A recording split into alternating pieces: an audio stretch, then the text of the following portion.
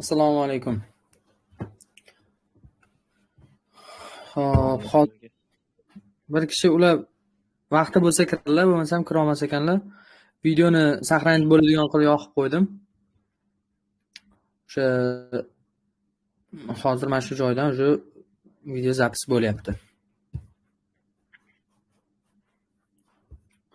Hop. Hop, Doston. Sizda ismingiz yozilgan ekan, Doston aka. Sizning ismingiz nima? Aka, nima deysiz aka? Bo'ldi, sizning ismingizni bildim, Dostonbek ekan. Sizning ismingiz nima deyman? Men KK deb yozilganga. Ozodbek aka, Ozodbek. Ozodbek, yaxshimisiz? Charchamayapsizmi? Hop. Ha, rahmat.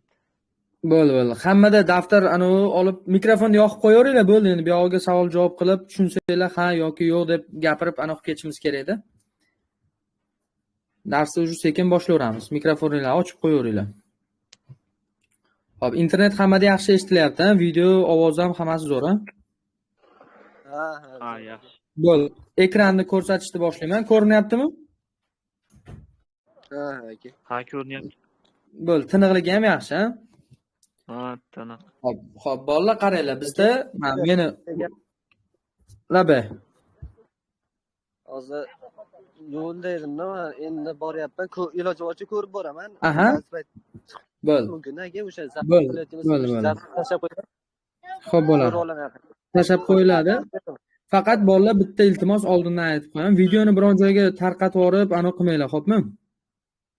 Xo'p. Aka, unaqa narsa umuman bo'lmaydi. Bo'ldi. Chunki bu narsa baribir mana slaydlarda o'zimiz mehnat bilan qilib chiqqanmiz. Bu narsani masalan internetdan topishinglar mumkin, lekin hammasi juda har xil anavlar, buni yig'guninglarcha ancha vaqtinglar ketib qoladi. Aynan bizda mana kursda esa kichkina ixcham qilingan o'sha qisqa muddat ichida bemalol o'rganib, yaxshi darajaga chiqsanglar bo'ladi-da. Aha, xo'p aka. Shuning uchun shunaqa aniq qilingan. Xo'p, hozir.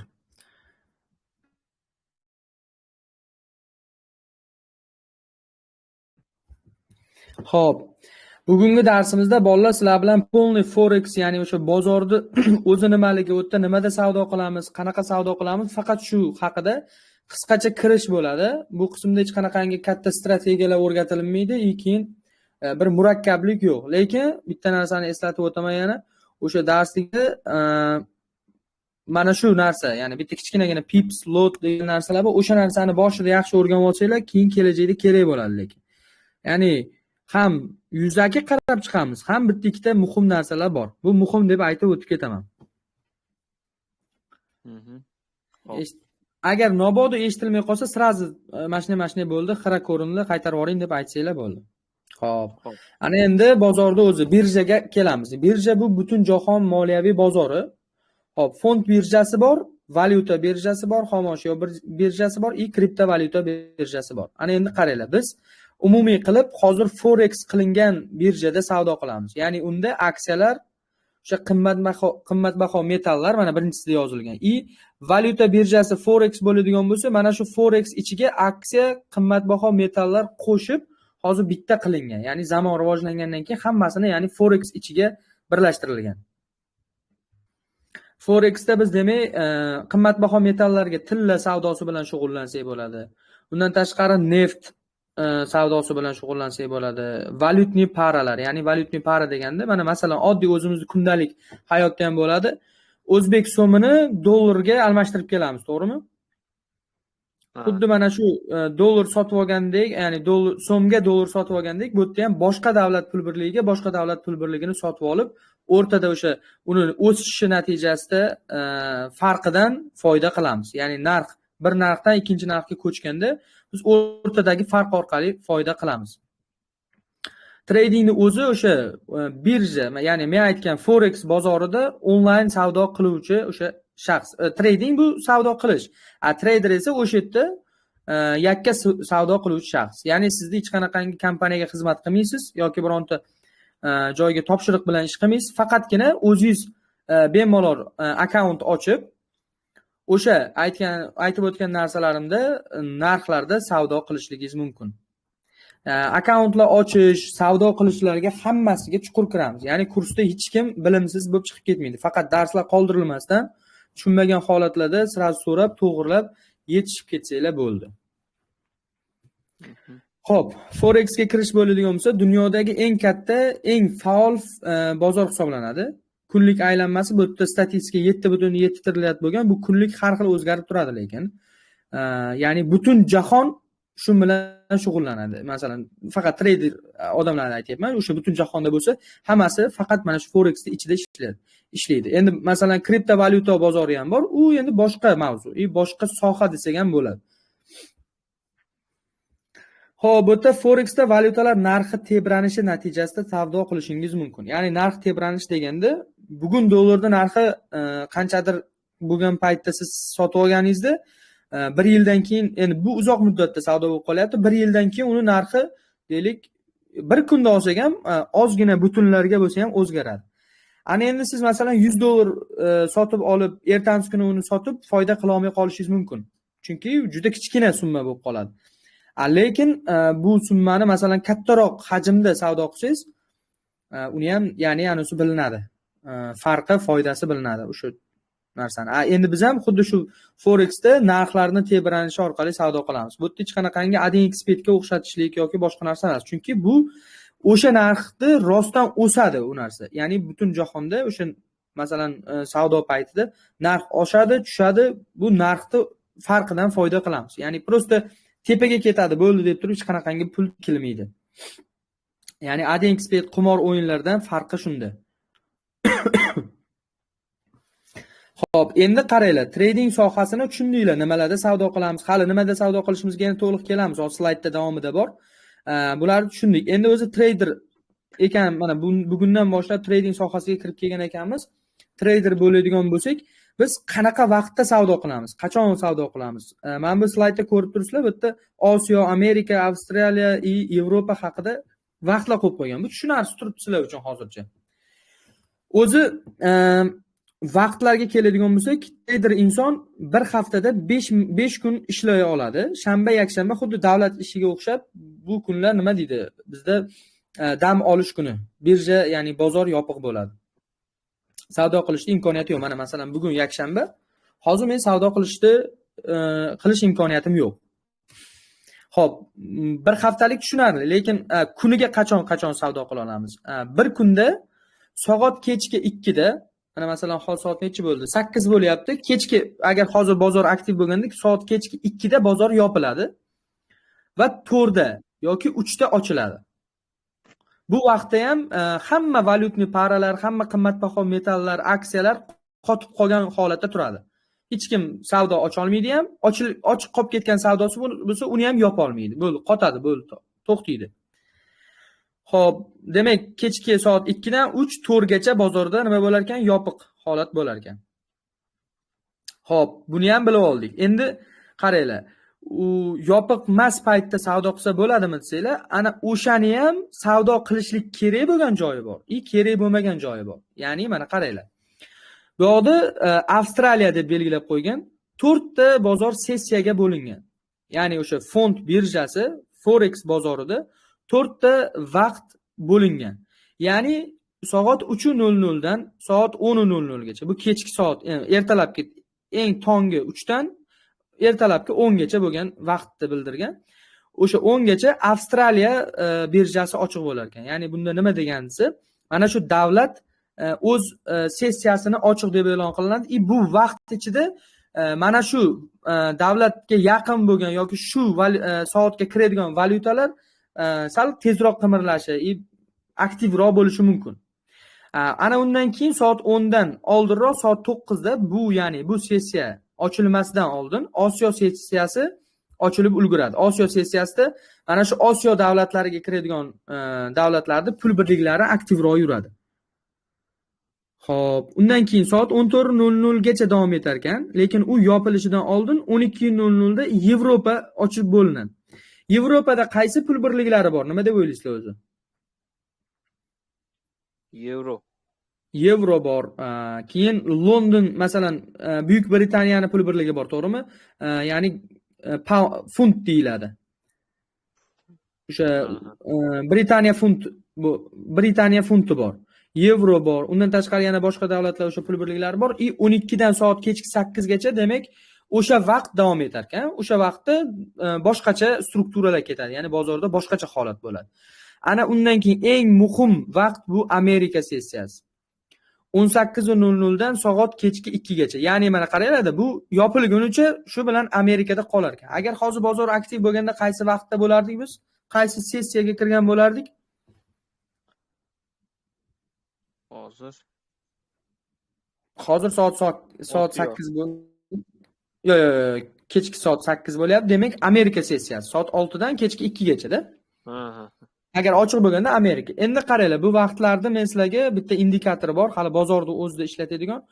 Bunda sal noaniq yozilgan joyi ham bor ekan. O'shaning uchun men sizlarga ko'rsatib beraman. Endi qarang, savol bo'lishi mumkin. Aka, sessiya nima kerak o'zi? Misol uchun, ertalab bo'ldi, bozor ishlayotgan bo'lsa, savdo qilib ketaversak bo'ladi desanglar.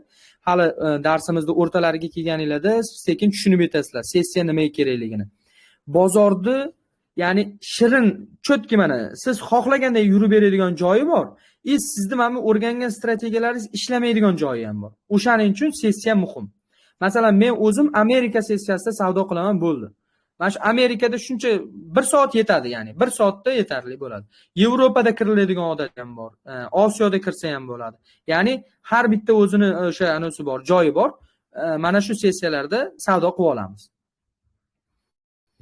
Avstraliya sessiyasi deyarli ishlatilmaydi. O'sha bu paytlarda bozorda nostabil holatlar, tushunarsiz holatlar ko'p bo'ladi. Demak, Amerika, Yevropa vaqtlari juda yaxshi. Masalan, yana bitta bozorda odati borda, Yevropa sessiyasida agarda narx tushadigan bo'lsa bironta valyutani, Amerika sessiyasida ochilishi bilan o'sha narx ko'tarilishni boshlaydi. Ya'ni bir-biriga qarama-qarshi ekan. Bolalar, masalan, keyingi darslarda nechta sessiya bor desam, bemalol aytib, ya'ni savol-javoblardan o'qib ketishinglar kerak. O'shaning uchun diqqat bilan tushuninglar. Hozircha tushunarli bo'ldi, sessiyalar. Ha. Bo'ldi. Ana endi qaranglar. Xo'p, biz forex bozorida valyutalar haqida juda ko'p gapirdik. Valyuta. Xo'p.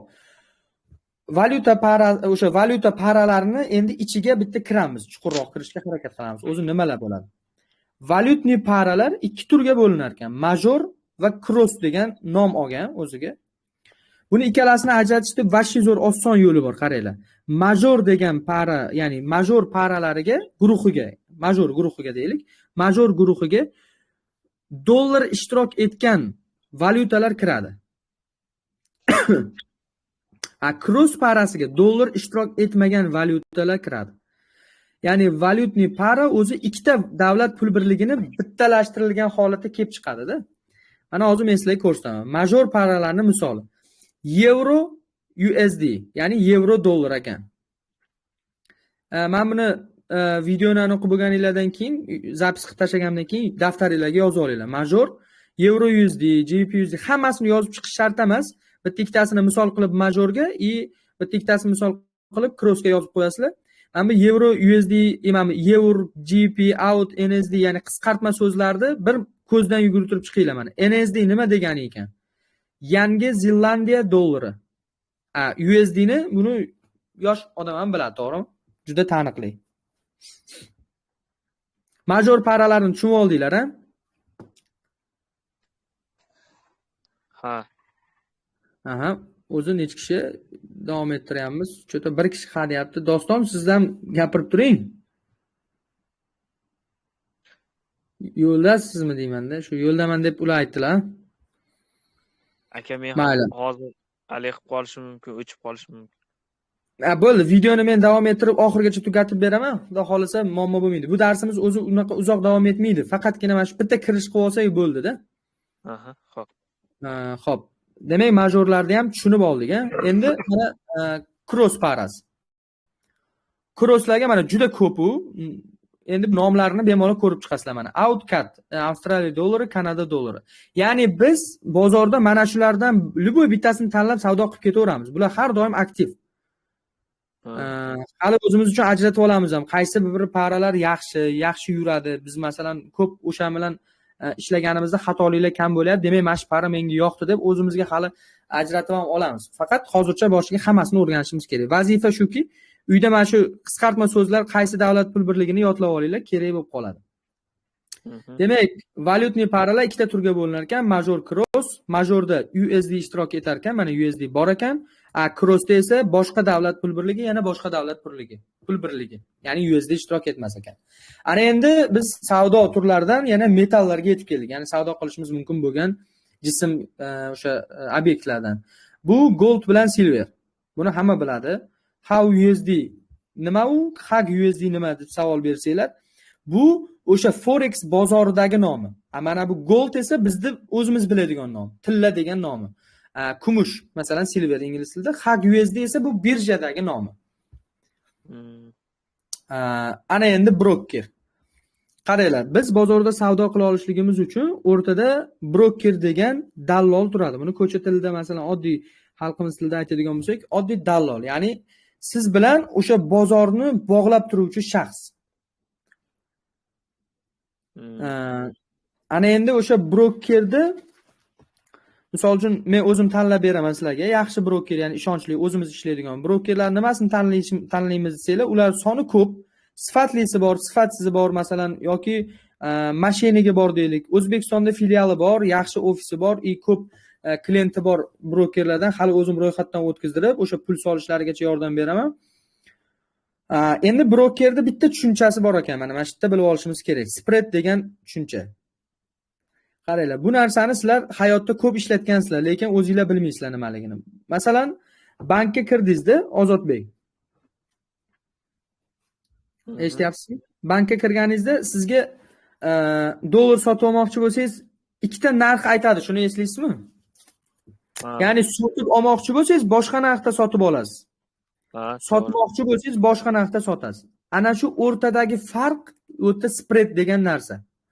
U masalan bankdagi holat, u bankning haqqi bo'ladi. Masalan bankning o'zini o'sha foydasi o'sha yerda bo'ladi. Brokerda ham xuddi shunday. Biz nimadirda savdo qilsak, masalan deylik out cut degan parasi, ya'ni Avstraliya dollari, Kanada dollarida savdo qiladigan bo'lsak, sotib oladigan bo'lsak, o'sha o'rtada 2 pips farq bilan sotib olamiz. Masalan 100 dollar foyda qilsak, o'shani spreadi bilan o'ziga olib qoladi broker. Kichkina qismchasini. U deyarli bilinmaydi. Lekin mana shu spread nimaligini bilib olishligimiz kerak. Spread bu broker har bir bitimdan olib qoladigan foydasi. Tushundingiz-a? Ana endi bu broker masalan sizdan mana pul olib qolyapti. Bu brokerda o'zini haqqi ekan. Endi u ham tekinga ishlamaydi. Mana bu yerda aytayaptiki, agarda sen sotish bitimini ochsang, mana bunaqangi narxda sotasan. Agar sotib olish bitimini ochsang, mana bunaqangi narxda olasan deb ko'rsatyapti. Xo'p, endi kredit yelkasi. Bu tushuncha nima deydigan bo'lsak, bu brokerda endi bitta bizga beradigan foydali tomoni. Mana shu juda yaxshi foydali tomoni hisoblanadi. Kredit yelkasi broker tomonidan bizga beriladigan kredit, ko'rinmas kredit. Qanday? Kapitalimizni 100 yoki 500, 3000 barobarga orttirib savdo qilishimizga imkon beruvchi broker xizmati ekan. Ya'ni qaranglar, mana masalan sizda hozir kistingizda 50 ming so'm bor.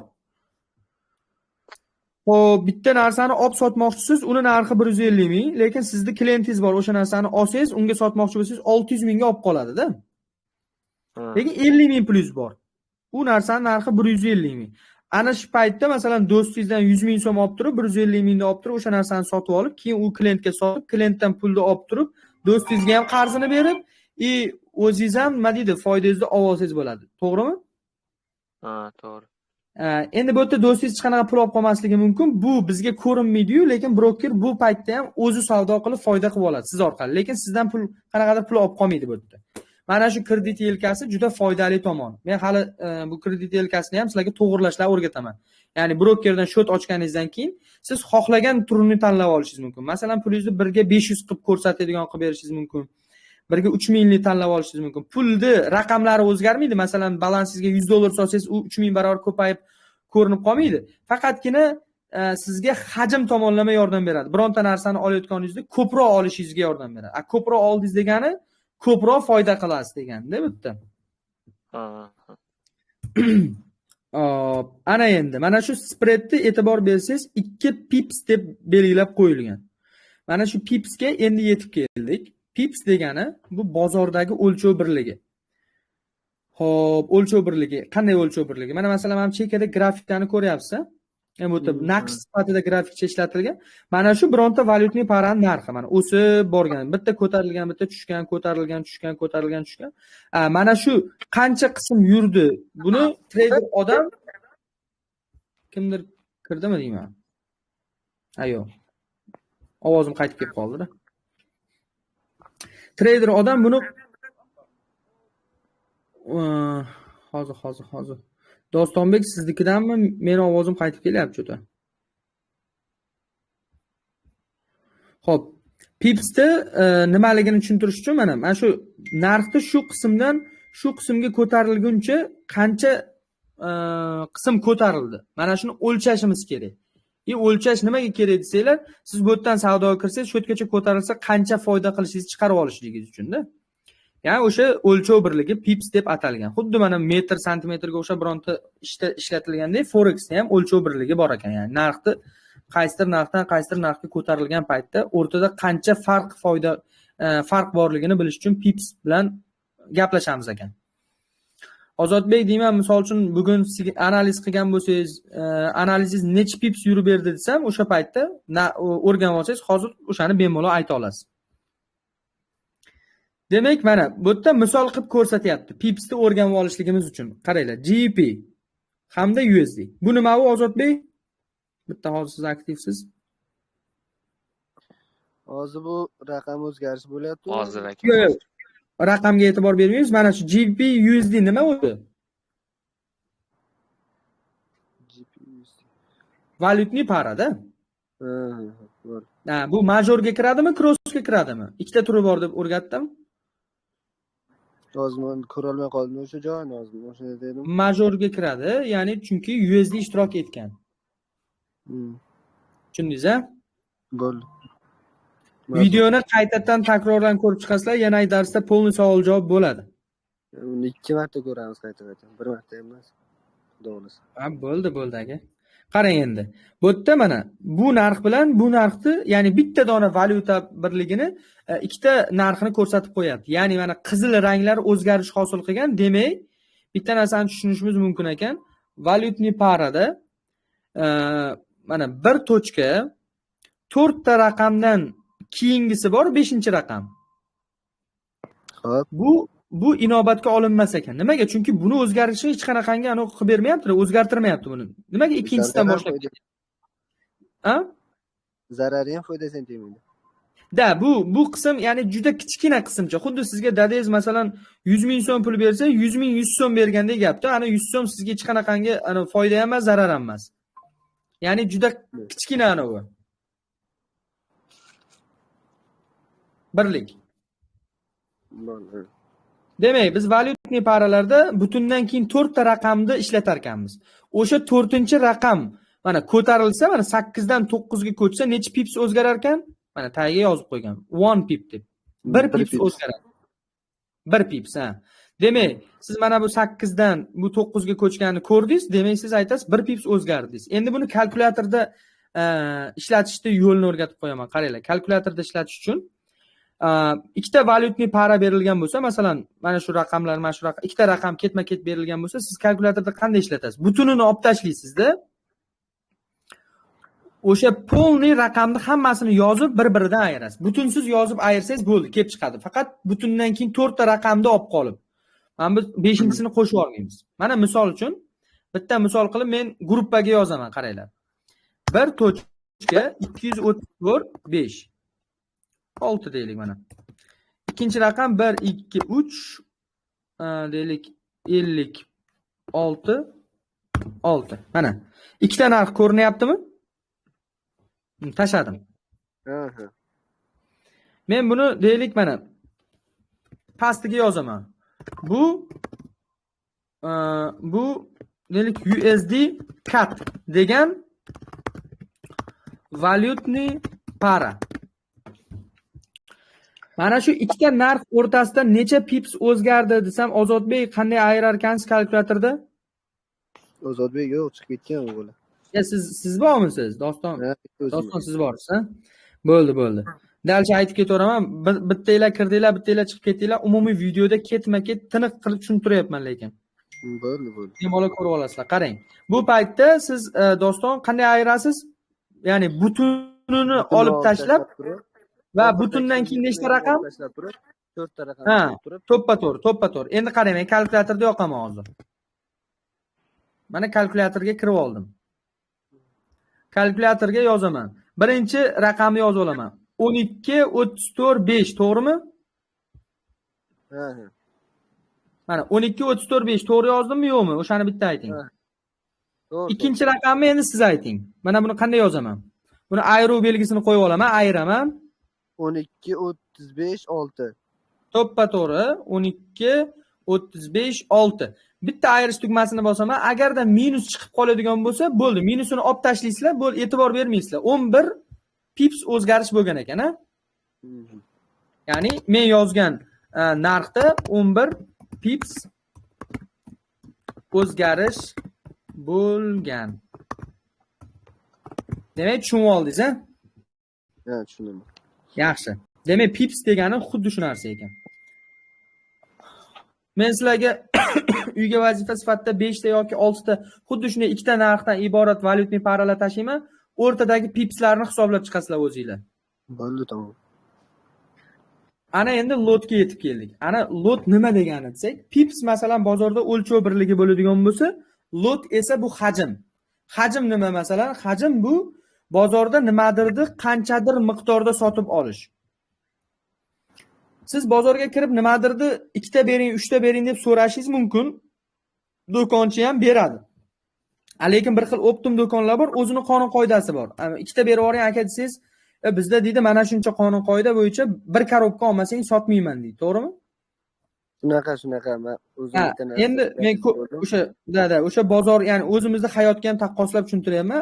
Lot esa bu forex bozoridagi, ya'ni qoidadagi gap, ya'ni bir siz qanchadir miqdorda plyusga sotib ola olmaysiz nimadir. Faqatgina hajm bilan sotib olasiz.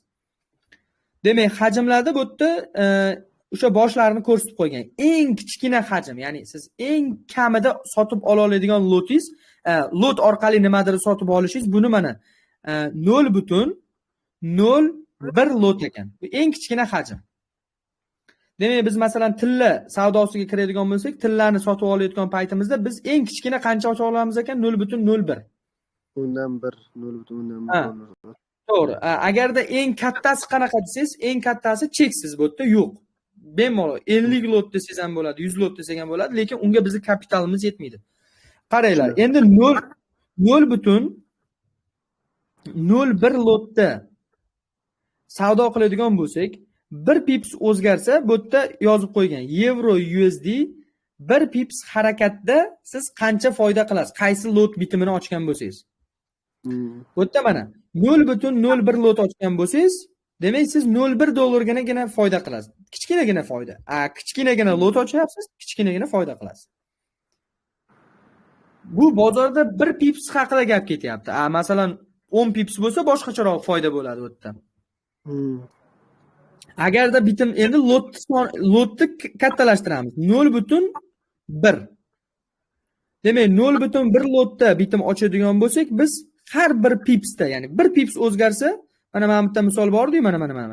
Mana shu GPU'ni 1 pips o'zgargandi-yu, xuddi shunday o'zgargan paytda biz 1 dollargina foyda qilar ekanmiz.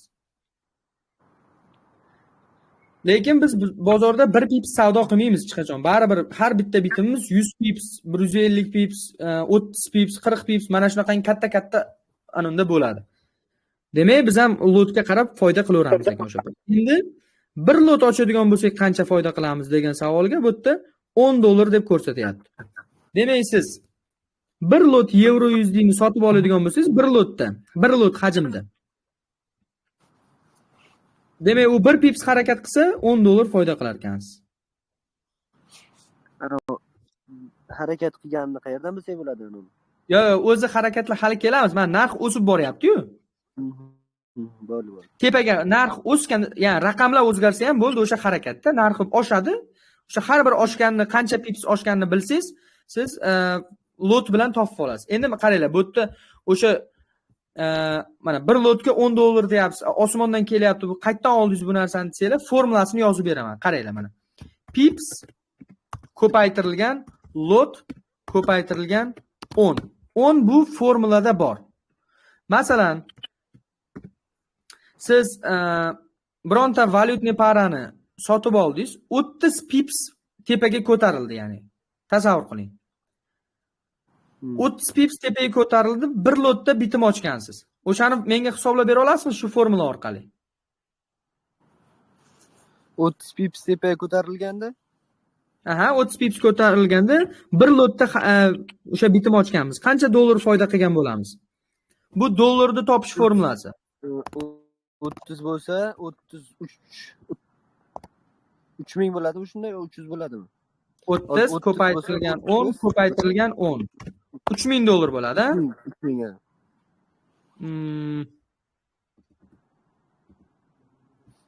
Hozir bir lotda ochgan bo'lsa, yo'q, bir lotda emas, to'xtang, bir lotda. Mana bunday adashtirib yubordingiz meni ham. $300 bo'lar ekan. $300 bo'ladi. 30 pips yurgan, deylik mana 30 pips bir lot.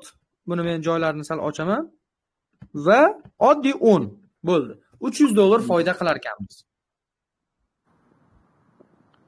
Demak, lot aralashtirib pipsni anaqa qilib buni ham tushunib oldingiz, ha? Demak, endi keyingisiga o'tamiz. Bu men kerakli degan narsa mana shu pips bilan lot edi. Mana shuni yaxshilab tushunib olinglar, videoni qayta ko'rib, o'shan savol bo'lsa yozaverasizlar bemalol. Endi tahlil turlari.